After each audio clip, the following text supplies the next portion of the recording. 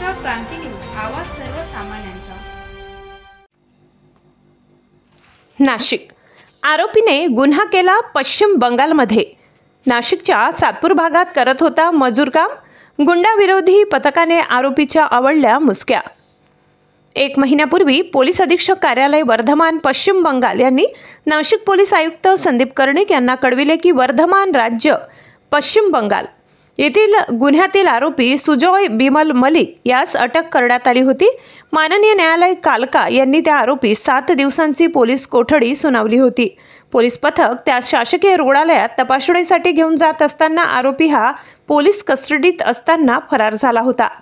वर्धमान पश्चिम बंगाल या पोलिसांना आरोपी नाशिकमध्ये आहे का याची आपल्या अधिपत्याखाली असलेल्या अधिकाऱ्यांकडून खात्री करण्याबाबत माननीय पोलीस आयुक्त संदीप कर्णिक यांना कळविले होते।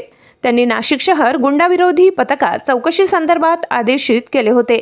त्या अनुषंगाने गुंडाविरोधी पथकाने त्याचे फोटोवरून आयुक्तालय हद्दीत फिरून माहिती काढण्यास सुरुवात केली।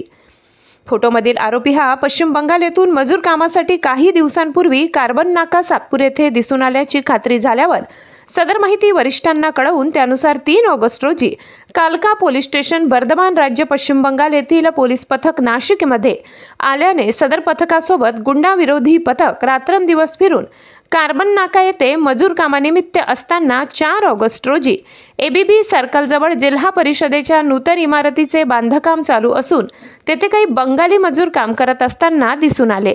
तेवढी आरोपीस पोलीस असल्याची चाहूल लागताच तो हातातील मजुरी काम सोडून पळून जात असताना गुंडाविरोधी पथकाने त्याचा पाठलाग करून त्या सिथापीने ताब्यात घेऊन कालका पोलीस स्टेशनकडील पोलीस पथकाच्या ताब्यात दिले। सदर आरोपीस 5 ऑगस्ट रोजी ट्रान्झिट डिमांड घेऊन कालका पोलीस स्टेशन पूर्व वर्धमान राज्य पश्चिम बंगाल यांच्या ताब्यात दिले आहे।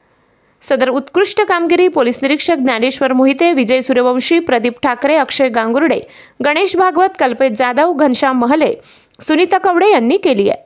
महाराष्ट्र माझा न्यूजसाठी मुख्य संपादक प्रकाश बागुल, नाशिक।